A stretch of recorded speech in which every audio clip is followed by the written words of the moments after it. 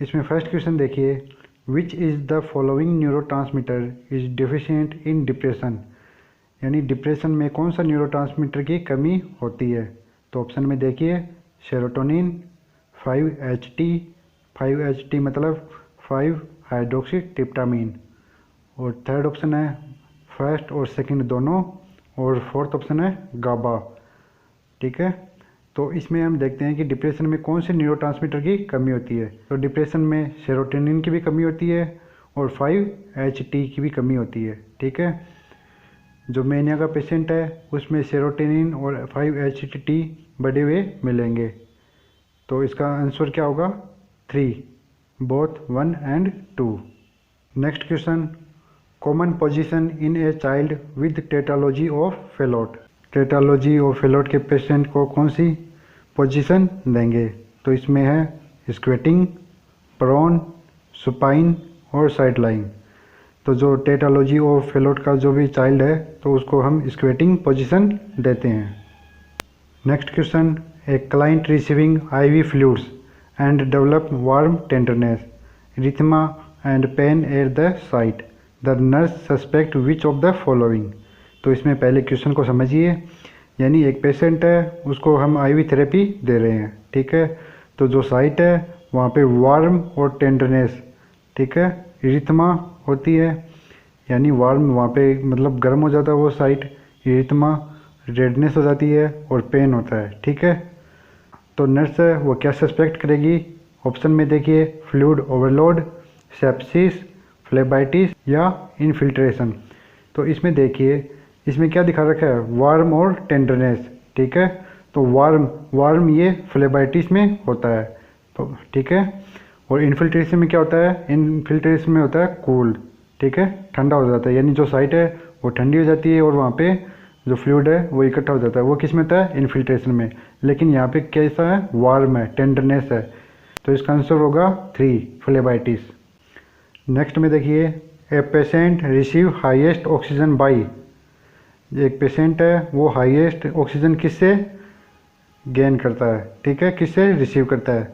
इसमें देखिए mask with reservoir, venturi mask, nasal cannula और सिंपल मास्क। तो इसका आंसर होगा मास्क विद रिजर्वोयर। जो नॉन रीब्रीथर मास्क है उससे हाईएस्ट ऑक्सीजन रिसीव कर सकते हैं। वेंचुरी मास्क है, इससे हम फिक्स और एक्यूरेट ऑक्सीजन गेन कर सकते हैं। Next question, station in obstetric pelvis is related to, जब भी जो फिटस होता है उसका हेड है वो इंगेजमेंट होता है पेल्विस में, तो उसका स्टेशन का कैसे पता चलेगा, किससे रिलेटेड होगा। तो ऑप्शन में देखिए इलियक स्पाइन से, इस्चियल स्पाइन, कोकिक्स या इलियम। तो इसका आंसर होगा इस्चियल स्पाइन। एग्जाम में आया हुआ क्वेश्चन है पहले इस्चियल स्पाइन से रिलेटेड। इसमें कई कंफ्यूज हो गए थे, उन्होंने इलियक स्पाइन भी कर दिया। ठीक है, तो इसमें कंफ्यूज नहीं होना है। तो इसका आंसर होगा ischial spine. Next question, what amount of vitamin A dose given to a 2 years old child, यानी 2 साल के बच्चे को विटामिन ए की डोज कितनी दी जाएगी। ऑप्शन में देखिए 1 lakh international unit, option number 2 1.5 lakh international unit, option number 3 2 lakh international unit और ऑप्शन नंबर 4 इसमें देखिए 2 लाख यूनिट।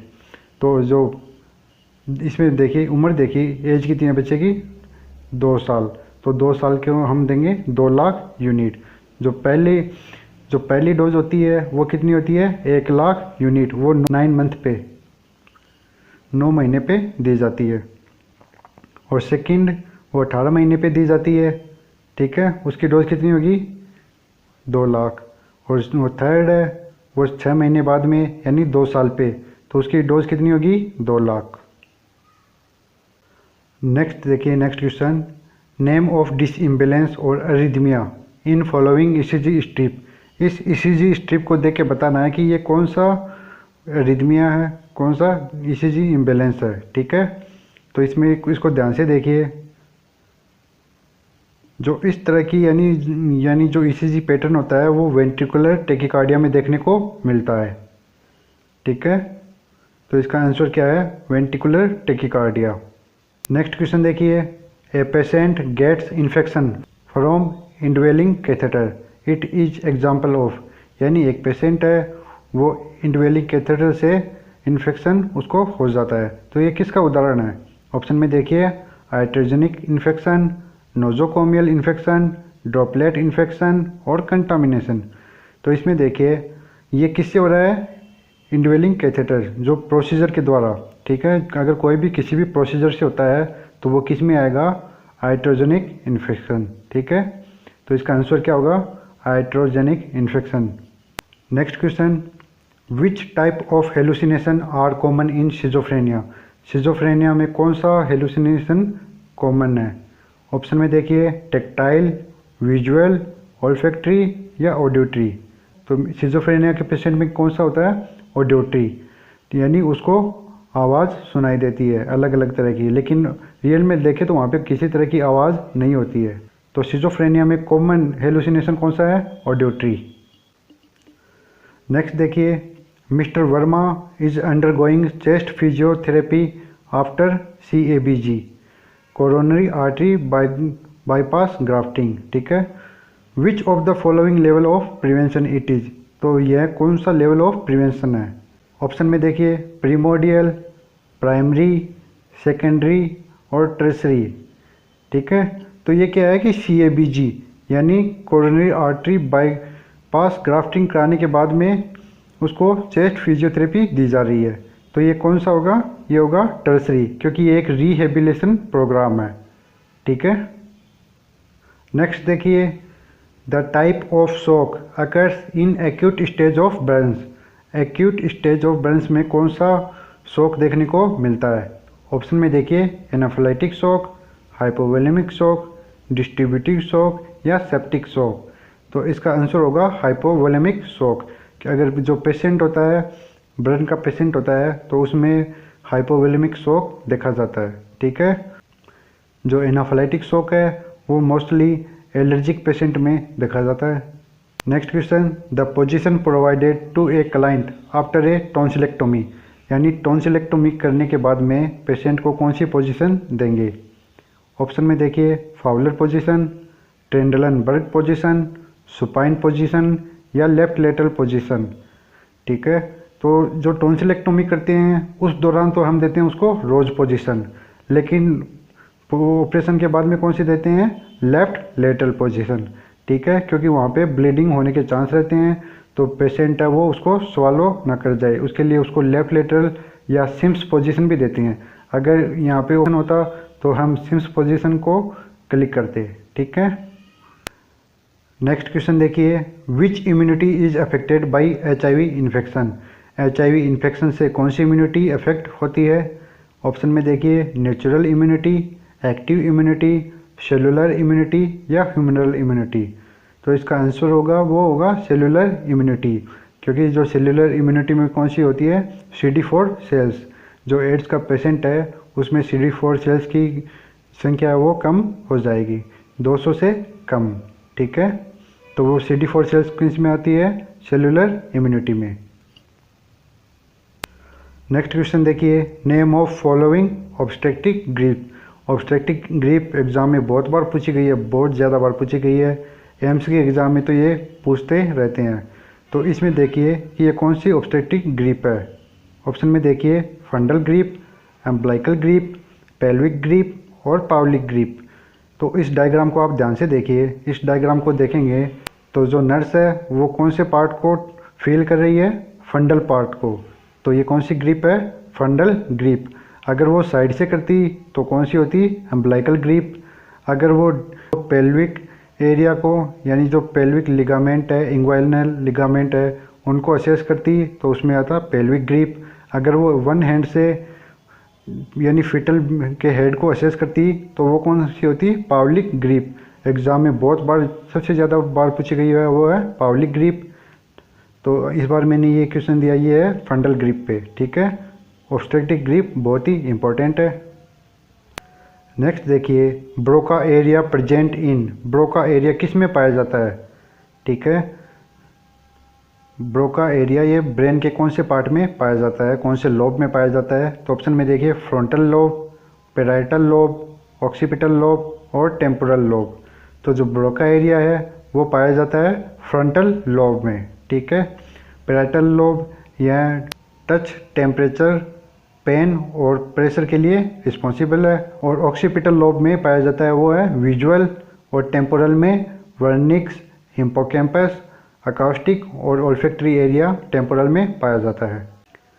नेक्स्ट क्वेश्चन देखिए, name of following equipment. Following equipment कौन सा है, दिया गया उपकरण कौन सा है? Artery forceps, sponge holder, needle holder या चिटल फोर्सेप्स। तो जो इसका आंसर है वो है चिटल फोर्सेप्स। ये एक चिटल फोर्सेप्स है जो स्टेराइल इक्विपमेंट के लिए को उठाने और पास करने के लिए काम में लेते हैं। Next question, Kegel exercise is done to. Kegel exercise किस लिए की जाती है? Prevent urinary infection, strengthening bladder muscle, promote fluid intake और असिस्ट इन टॉयलेटिंग। तो जो किगल एक्सरसाइज है वो strengthening of bladder muscle tone के लिए काम में ली जाती है, ठीक है। जो ब्लैडर मसल है उनके लिए काम में ली जाती है। इसमें नेक्स्ट क्वेश्चन देखिए, which colour IV cannula size and colour use for a young female. Young female के लिए कौन सी आईवी कैनुला काम में लेते हैं? ऑप्शन में देखिए 18 नंबर की, 20 नंबर की, 22 नंबर की और 24 नंबर की। तो फीमेल के लिए हम काम में लेंगे जो कैनुला वो होगी 22 नंबर की, ब्लू कलर। 24 नंबर की जो येलो कलर की होती है वो छोटे बच्चों के लिए काम में ली जाती है, जो इन्फेंट है उनके लिए। और 20 नंबर की है पिंक कलर की, वो एडल्ट में काम में ली जाती है। और 18 नंबर की जो ग्रीन कलर की है वो ओल्ड एज के पेशेंट के में काम में ली जाती है। कैनुला कलर और ये नंबर एग्जाम में पूछे जाते हैं। Nursing education was established bye. Nursing education किसके द्वारा इस्टेब्लिश की गई थी? ऑप्शन में देखिए Lillian ward, Florence Nightingale, Clara Barton और सिस्टर मेरी बेनार्ड। तो जो नर्सिंग एजुकेशन है वो फ्लोरेंस नाइटिंगेल के द्वारा इस्टेब्लिश की गई थी। Next question, which antidote used in hyperkalaemia. Hyperkalaemia के लिए कौन सा एंटीडोट काम में लेते हैं? ऑप्शन में देखिए प्रोटामिन सल्फेट, विटामिन के, एन एसिटिलसिस्टीन और इंसुलिन और डेक्सट्रोज। तो जो इसका आंसर होगा वो होगा इंसुलिन और डेक्सट्रोज, क्योंकि जो प्रोटामिन सल्फेट है वो है हिपेरिन का, विटामिन के है वारफेरिन का और एन एसिटिलसिस्टीन है ये है पैरासीटामोल का। Next question, the test used for bone conduction hearing loss. Bone conduction hearing loss के लिए कौन सा टेस्ट करते हैं? तो ऑप्शन में देखिए Allen test, Weber test, Barlow test और रीनी टेस्ट। एलन टेस्ट ये हम एबीजी एनालिसिस के लिए करते हैं, वेबर टेस्ट ये हम बाइलेटरल हियरिंग लॉस के लिए करते हैं और बार्लो टेस्ट हिप डिसेबिलिटी होती है उसमें करते हैं और रीने टेस्ट ये करते हैं बोन कंडक्शन हियरिंग लॉस के में। तो इसका आंसर होगा रीने टेस्ट। अभी के लिए इतना ही। अगर आपको वीडियो पसंद आया हो तो इसे लाइक, कमेंट, शेयर ज़रूर कीजिए। आपका लाइक और आपका कमेंट हमारे लिए बहुत ही ज़रूरी है। आप जब भी मैं आपके लाइक्स और कमेंट देखता हूँ तभी मैं मोटिवेट होता हूँ नए वीडियो बनाने के लिए। तो आप लाइक और कमेंट ज़रूर करें। और अगर आपने अभी तक मेरे चैनल को सब्सक्राइब नहीं किया तो चैनल को सब्सक्राइब भी कर लीजिए, क्योंकि मैं ऐसे ही और भी वीडियो आपके लिए लाता रहूँगा। Thank you.